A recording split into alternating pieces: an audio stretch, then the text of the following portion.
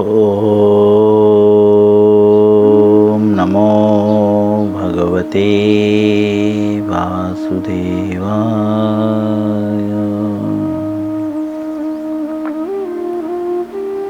ओम नमो भगवते वासुदेवाय।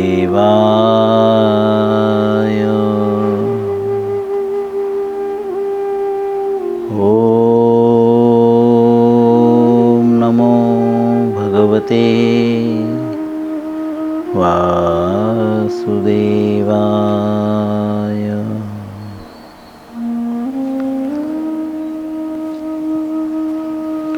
श्रीमद्भगवद गीता यथारूप अध्याय 9। अध्याय का नाम है परम गुह्य ज्ञान। श्लोक संख्या 14। करीब आज इस श्लोक का तीसरा दिन है। सभी लोग मेरे पीछे श्लोकों को दोहराने का प्रयत्न करेंगे। हम श्लोक पढ़ के अनुवाद और पुनः तात्पर्य में प्रवेश कर जाएंगे, क्योंकि इस श्लोक का तीसरा दिन है। सभी लोग मेरे पीछे श्लोकों को उच्चारण करने का प्रयत्न करें। सततं कीर्तयन्तो मां यतन्तस्य दृढव्रताः नमस्यन्तस्य मां भक्ता नित्ययुक्ता उपासते। पुनः सततं कीर्तयन्तो मां यतन्तस्य दृढव्रताः नमस्यन्श्च मां भक्त्या नित्ययुक्ता उपासते। पुनः सततं कीर्तयन्तो मां यतन्तश्च दृढव्रताः नमस्यन्श्च मां भक्त्या नित्ययुक्ता उपासते। अनुवाद श्रील प्रभुपाद जी के द्वारा। ये महात्मा मेरी महिमा का नित्य कीर्तन करते हुए दृढ़ संकल्प के साथ प्रयास करते हुए मुझे नमस्कार करते हुए भक्ति भाव में निरंतर मेरी पूजा करते हैं। कैसे महात्मा? जो दैविक प्रकृति में स्थित होते हैं। दूसरे शब्द में, जो दैविक प्रकृति में स्थित होना चाहते हैं। दैविक प्रकृति मतलब जो आध्यात्मिक जगत में जाना चाहते हैं। ठीक है। आध्यात्मिक जगत और भौतिक जगत में अंतर क्या है? यहाँ पे जन्म मृत्यु जरा व्याधि है। यहाँ पे बार बार आपको मरना पड़ेगा, बार बार जन्म लेना पड़ेगा, है ना, बार बार आपको कष्ट झेलना पड़ेगा। लेकिन आध्यात्मिक जगत में नहीं है वैसा। सच्चिदानंद, वहाँ पे हमेशा आनंद ही आनंद है और सब कुछ सत्य है, कुछ भी असत्य नहीं है। यहाँ पे हर चीज़ें असत्य हैं। आज कुछ चीज़ सत्य लग रहा है, कल का दिन वही चीज़ें असत्य लगने लगती है ना। यह शरीर भी कल छोटा था, जो हमें सत्य लग रहा था, कुछ दिन बाद वो नष्ट होकर बड़ा शरीर हो गया। अब वो छोटा शरीर हमें असत्य लगता है, ख्वाब लगता है। तो यह अंतर है भौतिक और आध्यात्मिक। लेकिन वह आध्यात्मिक जगत में जो जहाँ पे आनंद ही आनंद है, जहाँ पे किसी भी प्रकार का कष्ट नहीं है, जहाँ पे जन्म मृत्यु जरा व्याधि नहीं है, वहाँ पे कौन व्यक्ति जा सकता है? तो बोलते हैं महात्मा। तो महात्मा करते क्या हैं पूरा दिन? तो यहाँ पे बताते हैं कि वो नित्य जो है कीर्तन करते हैं। क्या कीर्तन करते हैं? बोलते हैं मेरी महिमा का। मेरी महिमा का नित्य कीर्तन करते हैं और दृढ़ संकल्प होकर, संकल्प मतलब कसम खाकर, दूसरे शब्दों में कि मुझे किसी भी हाल में करना है, कसम खाकर जो है वो प्रयास करते हैं कि कुछ भी हो जाए मैं ये करूँगा। और मुझे नमस्कार करते हुए भक्ति भाव से, भक्ति भाव मतलब विदाउट सेल्फ सेंस ग्रेटिफिकेशन, ठीक है, भौतिक लाभ की इच्छाओं से रहित होकर भगवान की सेवा करना। भाव मतलब पूरी तरह से उसमें लीन हो जाना। निरंतर पूजा करते हैं, निरंतर मतलब जिसका ना आदि है ना और अंत है, मतलब वो कंटिन्यू, जिसका कोई अंत नहीं है। ऐसा नहीं कि 10 मिनट बाद करेंगे, 15 मिनट बाद करेंगे, निरंतर मतलब हमेशा वो पूजा करते रहते हैं। ऐसे महात्मा जो है मोह से मुक्त और दैविक प्रकृति में स्थित होते हैं। चलिए हम दूसरे पैराग्राफ से स्टार्ट करेंगे, क्योंकि कल दूसरे पैराग्राफ को हम पूर्ण किए तो थे, लेकिन मैं एक्चुअली कल मैं चाह रहा था कि पूरा ख़त्म कर दें, लेकिन संभव नहीं हुआ था। तो स्पीड जाने की वजह से हम प्रत्येक चीज़ों को बराबर नहीं समझ पाए, इसीलिए पुनः आज हम दूसरे पैराग्राफ से स्टार्ट करेंगे। श्रील प्रभुपाद जी लिखते हैं, जो व्यक्ति परमेश्वर के निराकार रूप ब्रह्म ज्योति के प्रति आसक्त होता है, जो व्यक्ति, बहुत सारे व्यक्ति हैं और बहुत सारे व्यक्ति भगवान की ओर बढ़ने का प्रयास करते हैं, लेकिन उनमें से जो व्यक्ति निराकार, निराकार मतलब जिसका कोई आकार नहीं है,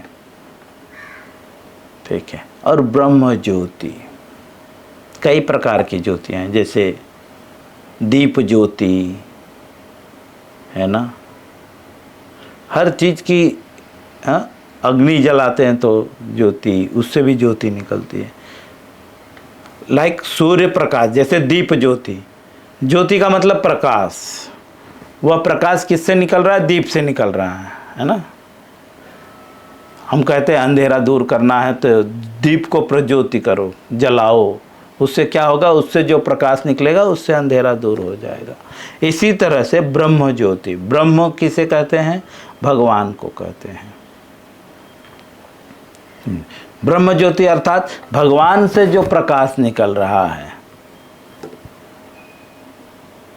जो उसके प्रति आसक्त होते हैं, उसे भगवद गीता में महात्मा नहीं कहा गया।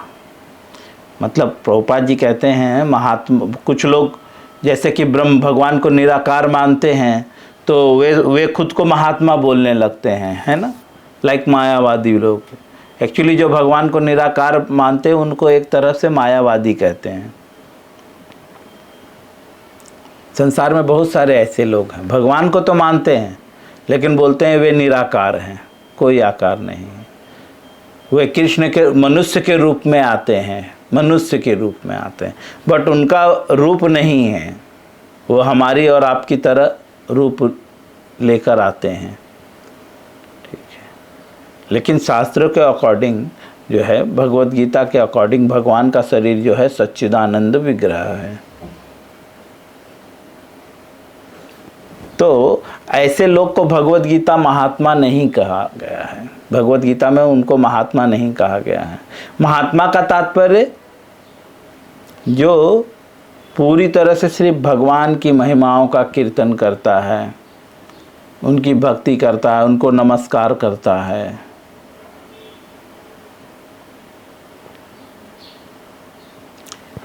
उदाहरणार्थ, जैसे कोई व्यक्ति सूर्य के प्रकाश को नमस्कार नहीं करता, बुद्धिमान व्यक्ति किसको नमस्कार करता है? सूर्य को नमस्कार करता है, क्योंकि प्रकाश कहाँ से निकल रहा है? सूर्य से निकल रहा है। अब जो व्यक्ति सूर्य के प्रकाश को नमस्कार करेगा तो हर व्यक्ति बोलेगा ये तो मूर्ख है ना, पागल है ये, है ना। प्रणाम किसको करना है? सूर्य को करना है। तो इसीलिए यहाँ पे कह रहे हैं वो महात्मा नहीं है, उनको महात्मा भगवत गीता नहीं कहता। महात्मा कौन है? जो भगवान को मानता है, साकार रूप में मानता है और भगवान में जो आसक्त होता है वो महात्मा है। आगे कहते हैं उसे अगले श्लोक में अन्य प्रकार से वर्णित किया गया है। प्रभुपाद जी बोलते हैं आगे के श्लोक में जो है बताया जाएगा कि जो भगवान को निराकार मानते हैं और जो ब्रह्म ज्योति में जो है आसक्त होते हैं उन्हें क्या बोला गया है, वो अगले श्लोक में बताया जाएगा। क्या बोलते हैं या क्या बोला जाता है, अगले श्लोक में बताया गया। महात्मा सदैव भक्ति में विभिन्न कार्यों में यथा विष्णु के श्रवण कीर्तन में व्यस्त रहता है। महात्मा कौन है? प्रभुपाद जी पुनः क्लियर करते हैं कौन है? जो भक्ति में, भक्ति का मतलब गोपाल तापनी उपनिषद पहला अध्याय 5वां श्लोक है ना, भौतिक लाभ की इच्छाओं से रहित होकर, हाँ, चाहे इस जीवन में या अगले जीवन में भगवान की सेवा करना, भौतिक लाभ की इच्छाओं से रहित होकर। भौतिक मतलब ये शरीर को भौतिक शरीर बोलते हैं, या इस संसार से संबंधित कार्यों को में जो है उसका जो वो क्या भौतिक लाभ की इच्छा, मतलब सांसारिक लाभ की, सांसारिक फायदे की इच्छा नहीं होनी चाहिए, सिर्फ आध्यात्मिक फायदा होना चाहिए। सांसारिक लाभ की इच्छा से रहित होकर भगवान की सेवा करना। लेकिन मोस्टली हम जो भी सेवा करते हैं भगवान की सांसारिक लाभ चाहते हैं। सांसारिक मतलब इस संसार में जो कुछ है उसका लाभ चाहते हैं, लेकिन जो भक्ति करता है वह सांसारिक लाभ नहीं चाहता। न धनम ना जनम ना कविताम ना सुंदरीम, है ना, न धनम ना जनम सुंदरीम व कविताम जगदीश कामये मम जन्मनि जन्मनीश्वरे भवता भक्ति हेतु कितु। वह कामना क्या करता है? न धनम, मुझे न धनम चाहिए, ना जन्म, क्योंकि ये सब क्या है? मटेरियल है। बोलते ना जन्म चाहिए, ना सुंदरीम, सुंदरी मतलब ना उसे सुंदर स्त्रियों की कामना है या सुंदर स्त्रियों को सुंदर पुरुष की कामना है। कविताम व जगदीश काम है, कोई किसी से वो गुणगान भी नहीं चाहता। जगदीश मतलब स्वयं को श्रेष्ठ भी बनाना नहीं चाहता। तो क्या चाहता है? बोलता है कि मम जन्मनि जन्मनीश्वरे, मेरा बार बार अगर जन्म हो तो कहाँ पे जन्म हो? बोलते हैं भक्त के घर में, ताकि भक्ति अहेतुकित्वयी, ताकि भगवान की जो भक्ति है वो मुझे प्राप्त हो सके।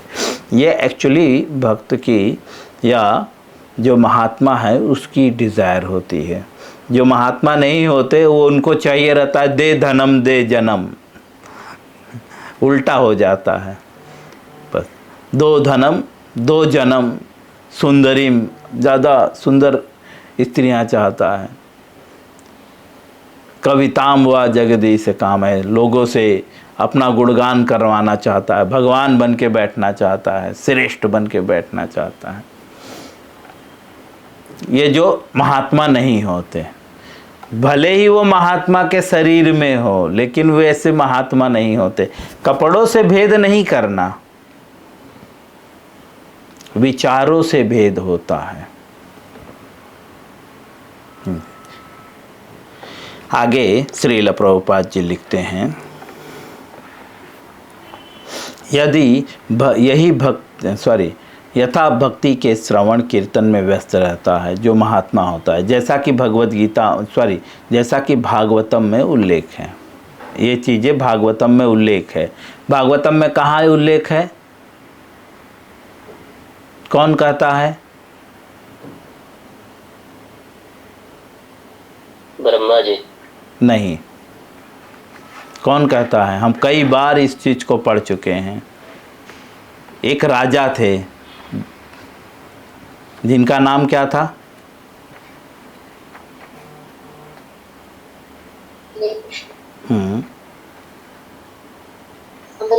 अम्बरीशी महाराज बताते हैं, सवे मनः कृष्ण पदारविंदयो वैकुंठ वाचांस वैकुंठ गुणानुवर्णने।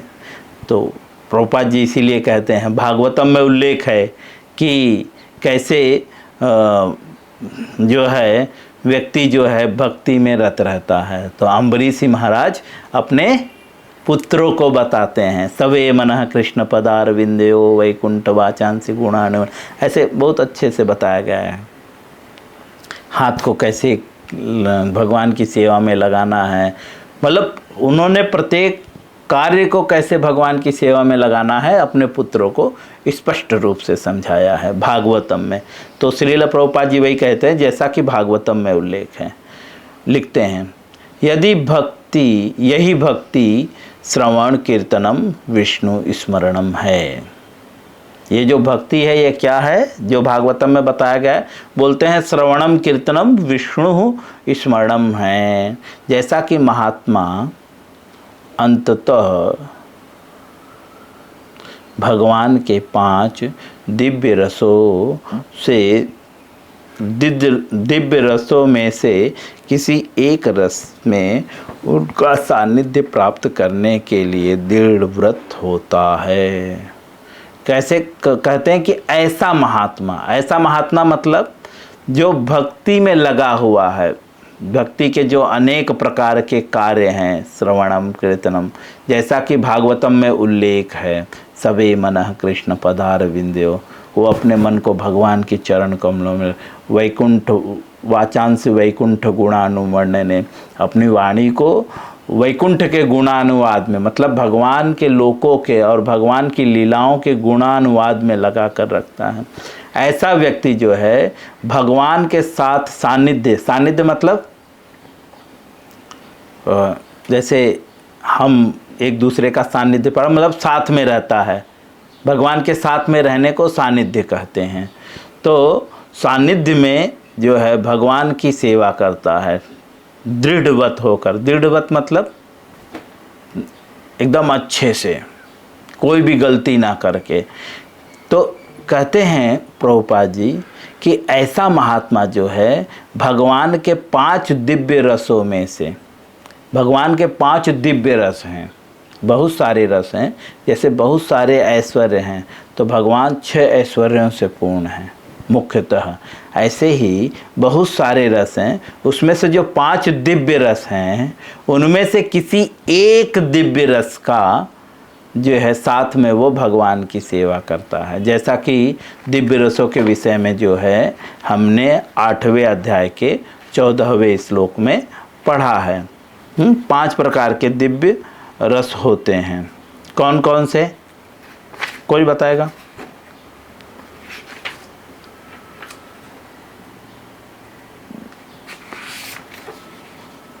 चलिए मैं ही पढ़ देता हूँ। शांत रस, दास्य रस, साख्य रस, वात्सल्य रस और माधुर्य रस। ये 5 प्रकार के रस होते हैं। ठीक है। जैसे शांत रस मतलब जो उदासीन रहकर भगवान की भक्ति में युक्त रहता है। उदासीन मतलब कुछ लेना देना नहीं, बस जो भगवान ने बोल दिया बस चुपचाप हो कर दो। ठीक है। दास्य रस, जो भगवान के दास रूप में भक्ति करता है। दास मतलब सर्वेंट। दूसरा साख्य रस मतलब जो भगवान को सखा के रूप में भक्ति करता है, मतलब भक्ति तो करता रहता है लेकिन भगवान को क्या मानता है? अपना सखा मानता है। ठीक है। और वात्सल्य रस मतलब जो भगवान को अपना पुत्र मानता है, माता पिता की तरह उनकी सेवा करता है। और माधुर्य रस अर्थात जो भगवान को अपना प्रेमी मानता है, पति मानता है। ठीक है। ये 5 प्रकार में से किसी एक प्रकार के रस से जो है वह भगवान की सेवा करता है। ठीक है। लेकिन कौन ऐसा सेवा कर सकता है? बोलते हैं जो भगवत गीता में उल्लेख है, जिस तरह से भक्ति का, उस प्रकार से जो भक्ति करता है वो सेवा करता है। दूसरे शब्द में श्रील प्रभुपाद जी बताना चाह रहे हैं कि अगर आप भगवान की सेवा करना चाहते हो, ठीक है, कुछ लोग बोलते हैं ना हम भगवान को मित्र मानते हैं, अरे भगवान तो मेरे पुत्र हैं, ठीक है, बोलते हैं ये सब जो आपकी भाव है उसके लिए योग्यता क्या है? बोलते हैं अगर भगवान को बच्चे के रूप में चाहते हो ना तो आपको क्या करना पड़ेगा? बोलते हैं कि निरंतर जो है भगवान की भक्ति करती रहनी पड़ेगी, निरंतर जो है भगवान की लीलाओं का गुणगान करता रहना पड़ेगा। श्रवणम कीर्तनम विष्णु स्मरणम, जो है विविध कार्यों में, जो है भक्ति के विविध कार्यों में सदैव लगे रहना होगा। जैसा कि इसी पैराग्राफ में बोल रहे हैं, महात्मा कौन है? जो सदैव भक्ति के विविध कार्यों में लगा हो, जैसा कि भागवतम में बताया गया है, आपके हिसाब से नहीं, यहाँ पे स्पष्ट कर रहे हैं, भागवतम में बताया गया है। इस तरह से अगर आप भगवान की विविध भक्ति के कार्यों में लगे हैं, तब जाकर आप भगवान के साथ ऐसा महात्मा अंततः मतलब लास्ट में, मतलब लास्ट में क्यों कहा गया, शुरुआत में क्यों नहीं कहा गया? क्योंकि एकदम परफेक्ट होने के बाद जब ये सारी चीज़ें जो भागवतम में भक्ति की जो विधियां हैं, जब ये सारी चीज़ों को बहुत अच्छे से पालन करेगा, तब जाकर वह भगवान को अपना जो है मित्र मान सकता है, अपना मालिक मान सकता है। जो दास से है वो भगवान को मालिक मानेगा, तब जाकर वह भगवान को अपना मालिक मान सकता है। मालिक की मतलब नौकर की तरह उनकी सेवा कर सकता है, प्रत्यक्ष सेवा। दूसरे शब्द में विग्रह की सेवा कर सकता है, ठीक है। तब जाकर वह भगवान को पुत्र के रूप में सेवा कर सकता है, तब जाकर वो भगवान को मित्र के रूप में उनकी सेवा कर सकता है, ठीक है। तब जाकर वह भगवान को प्रेमी के रूप में उनकी सेवा कर सकता है, नहीं तो वह इसके योग्य नहीं है। यहाँ पे योग्यता बता रहे हैं। भगवान और भगवान के विग्रह में कोई अंतर नहीं है। तो इसीलिए मैंने कहा जो विग्रह की भी सेवा करना चाहता है, ठीक है,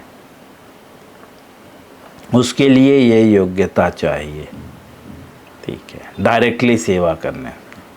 तो आगे लिखते हैं, ठीक है, ऐसे वे इसे प्राप्त करने के लिए वह बोलते हैं ये 5 प्रकार के रस को प्राप्त करने के लिए वह क्या करता है?